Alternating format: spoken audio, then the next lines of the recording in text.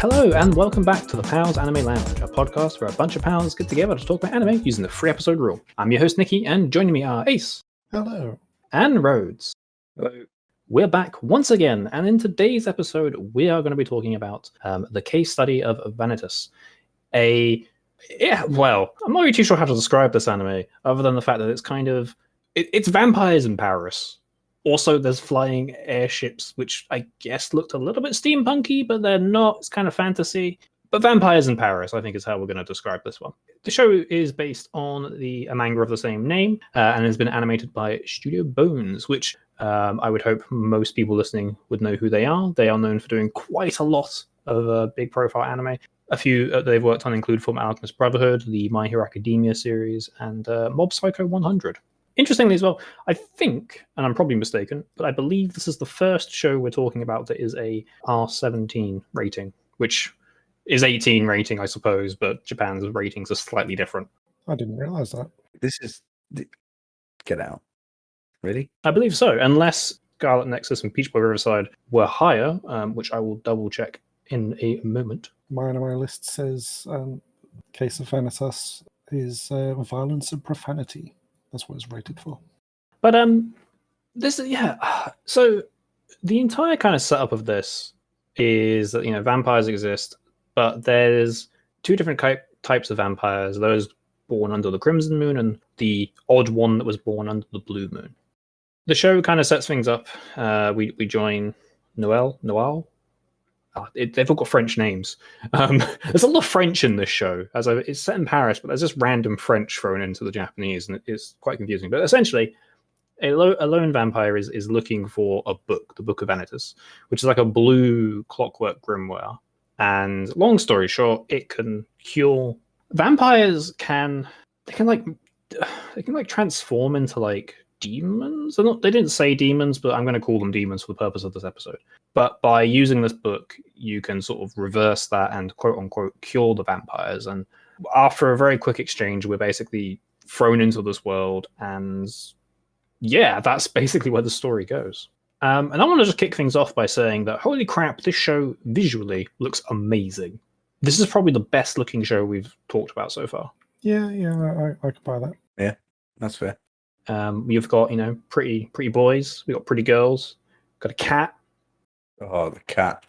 Oh, I love the cat. Oh my god, I just love cats. Quite frank. I don't think that's an anime thing. I think that's just a real world thing. I think that's valid though. Like, cats are generally the best. Well, yeah, that is fair. So, a lot happens in the first couple of episodes, like quite a bit. I'm not even really too sure where to start, so I think I'm just going to throw it over to you two rather than me rambling for once, and kind of get your initial thoughts on the show. And I'm going to start with you, Rhodes. I think it's all right so far. It's one of them. I think it's a slow burner, isn't it? So I think in these cases, you watch 3 episodes and you're kind of like, I feel like I need more to get a good idea of how good this could be. Like, I feel like the groundwork's still being set. In honesty, I assume this is a 12-episode season, right? It is, which slightly concerns me because there's a lot of world building going on in the first couple of episodes. Yeah. That's how I felt, because I was kind of like, I feel like this is going to be, what does it? The Witcher. If anyone watched The Witcher on Netflix, for example, that was a show that did it, where a lot of that first season was just about setting the tone of what you're watching. Just to interject, I do apologize. It is a 24-episode series. However, it's my anime list, because the way it's structured, I didn't notice it. They are counting because it's a split core. They are counting the second set of episodes as second season, which currently doesn't have a release, like an estimate of release date. So going by the current trend of like some of the shows that have done this kind of second season split core, it could be later this year or it could be next year. For the sake of argument, there are 12 episodes this season. That's it. For me, it's an interesting one.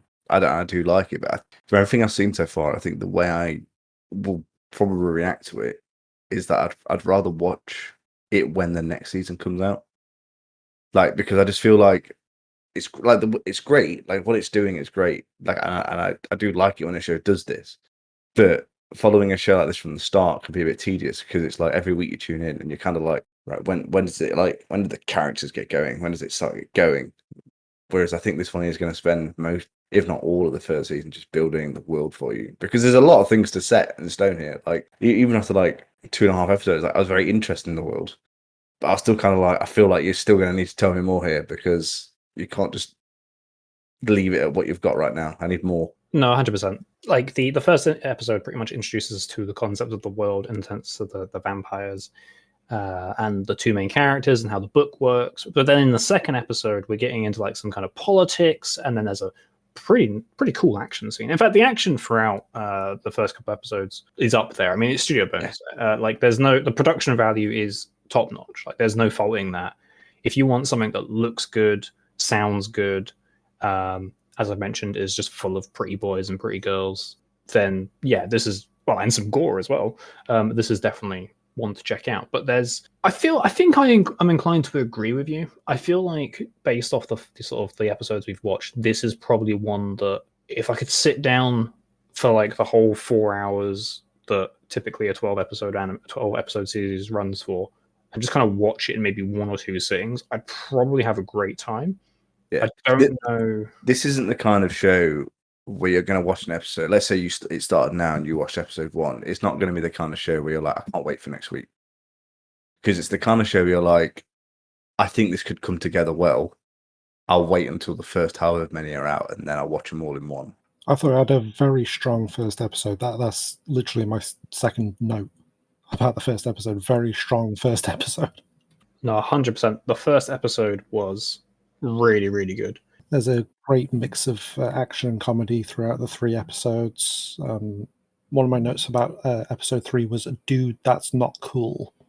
I think I know what that's referring to. That's the problem when we write notes about these shows. It's just like, what was the note about? I think it's when he bites her arm. The most notable note I've got is for the start of episode 2, where I've just written some red sensual blood arm licking. Oh yes, the weird flashback where we get to see weird red sensual blood arm licking. Well, I mean, I'm glad their blood is red. That's a healthy color of blood. I'm actually confused. Why are they vampires? Because they're out in the sun often. Look, Ace, and it doesn't affect them at all. Look, it's Paris, all right.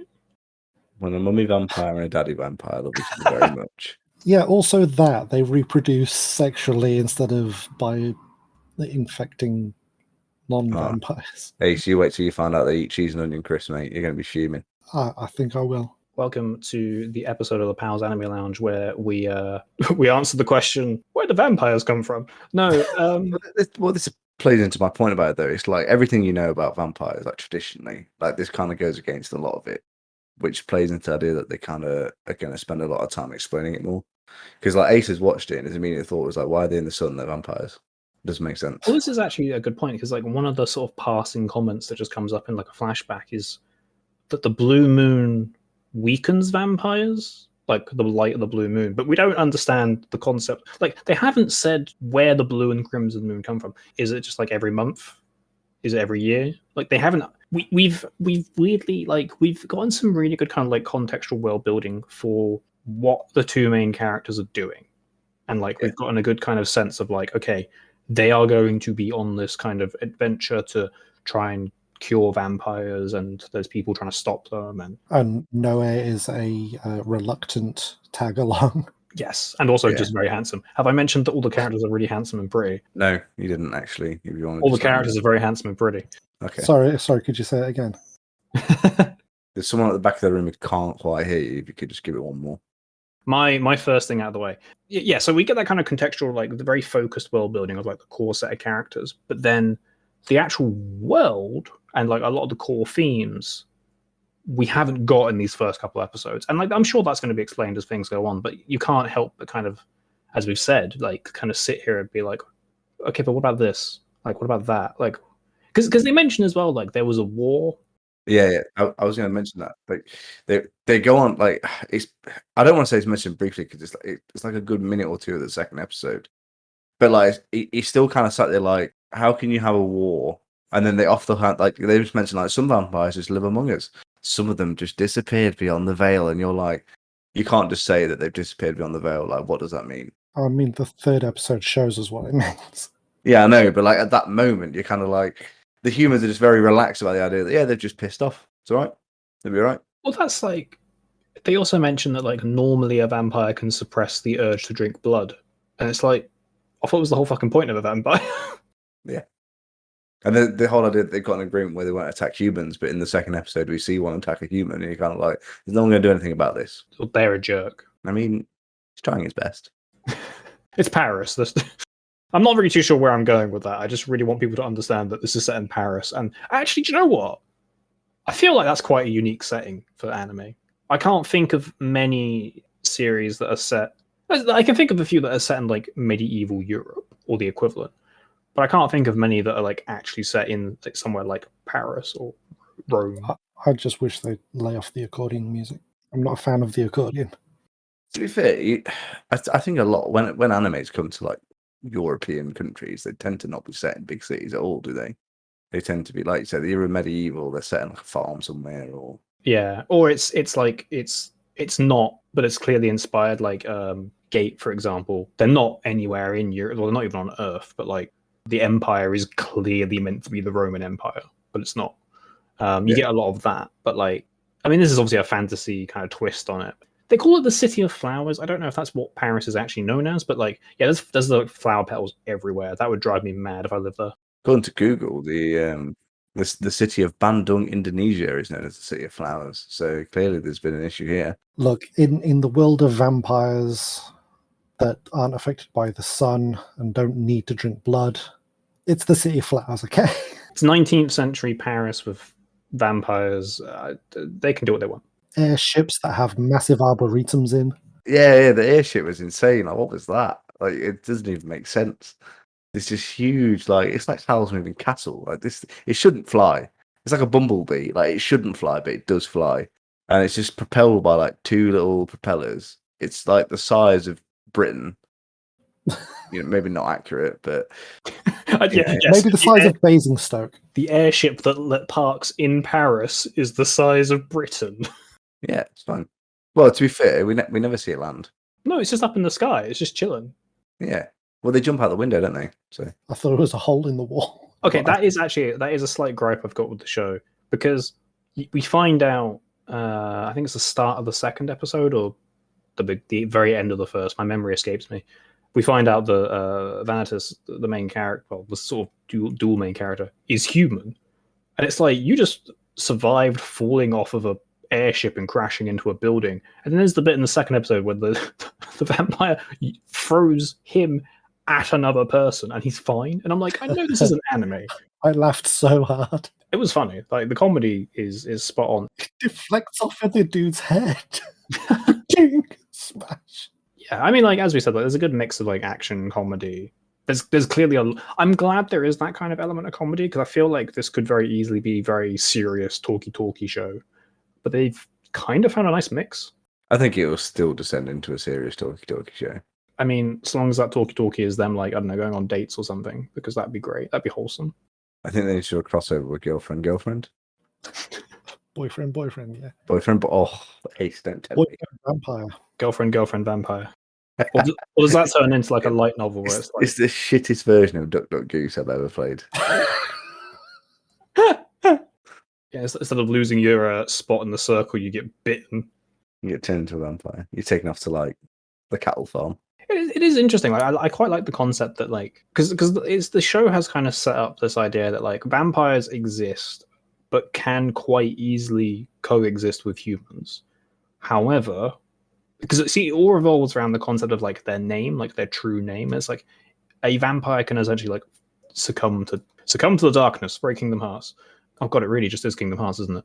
And take on, like, just kind of become like, I'm going to say berserk. I can't actually remember the word they used. And you cure them by kind of removing that element. And I like this concept that it's like, at any point, any of these vampires could just like, switch could flip. And then suddenly it's like, oh no. It's a good little twist in the first episode where it looks like he's going to assassinate that woman, but he's actually trying to save her.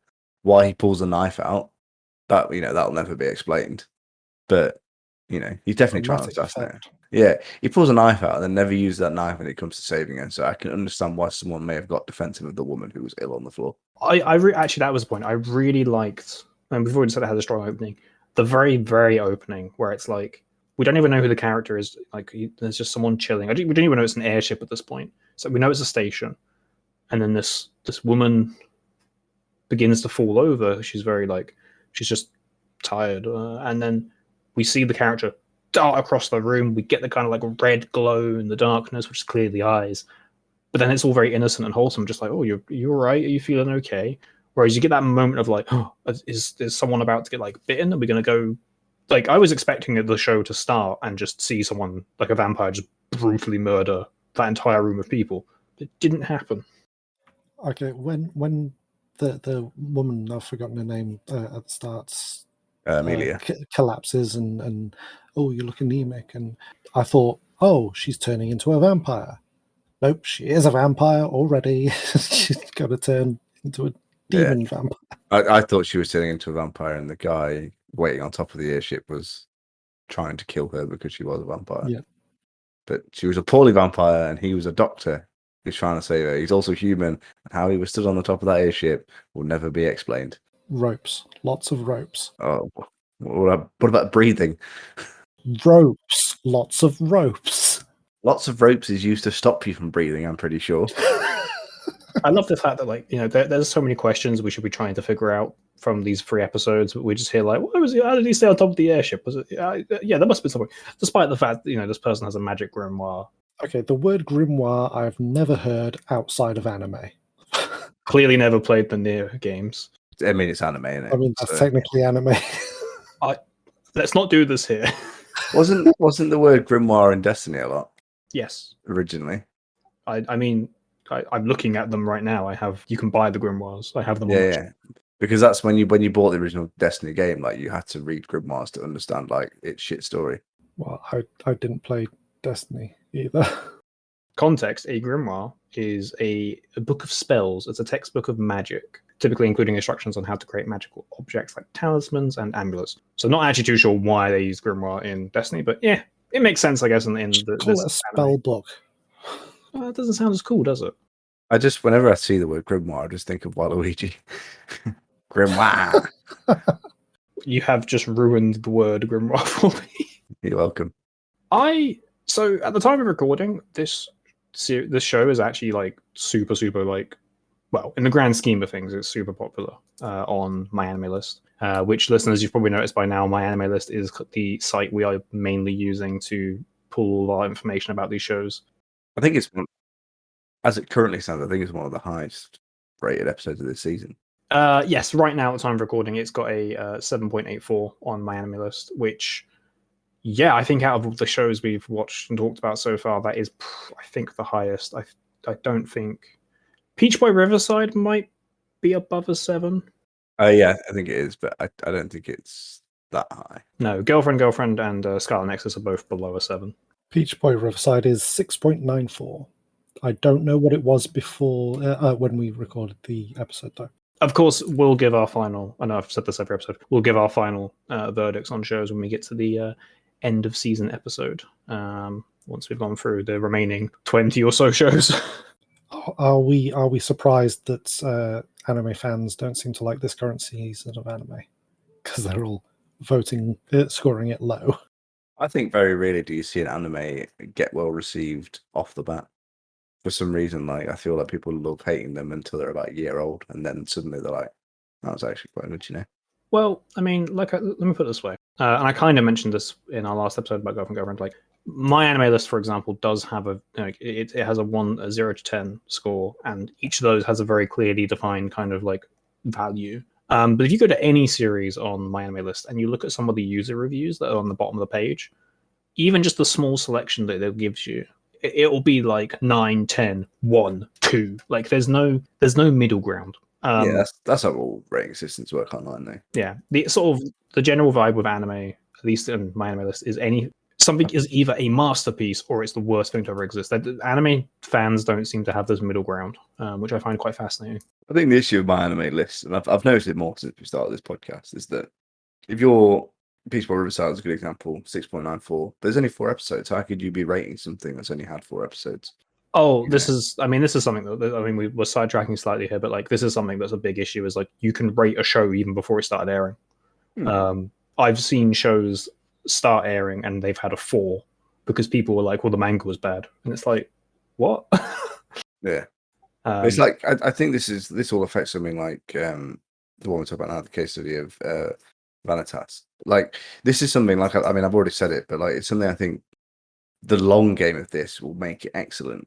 But I think trying to judge it off 3 or 4 episodes, I know it's got a relatively decent score at the moment, but I think some people are going to see these first 3 episodes and be like, it's too slow, and they're just going to hate it, which isn't fair. And it's just bizarre that I think people can watch 3 episodes of something like this and be like, nah. No, 100%. I mean, like, yeah. Which is ironic because I'm about to ask whether we feel this is a thumbs up, a thumbs down, or a meh. But that's not us giving our final verdict. This is us saying kind of how we feel about these first 3 episodes. But as we've said, our final verdicts will be at the end of the season, where we'll tell you if we continue watching shows or not. Yeah, I think we've kind of said enough about this really. So, Ace, is it a thumbs up, a thumbs down, or a meh on these 3 episodes? Thumbs up from me. Rhodes? It's a middling from me because I think, like I say, I think you have to take the whole thing in before you can properly judge it. I'd hate to say, you get watching this, lads, and then after like 7 episodes, it's actually dog shit or something. No, that's valid. I think I'm going to give this a thumbs up because I've enjoyed what we've had so far. I do have a lot of questions. Whether that stays, if I do keep watching, whether that stays or my opinion changes, we'll find out. But I do think this has had one of the stronger first episodes of the shows we've talked about. I think Girlfriend still has the best second episode, in my opinion. But I think I'll definitely still keep watching this one because it has my interest, but I can definitely see why someone would watch 3 episodes of this and be like, oh, it's not going anywhere, and then just give up on it.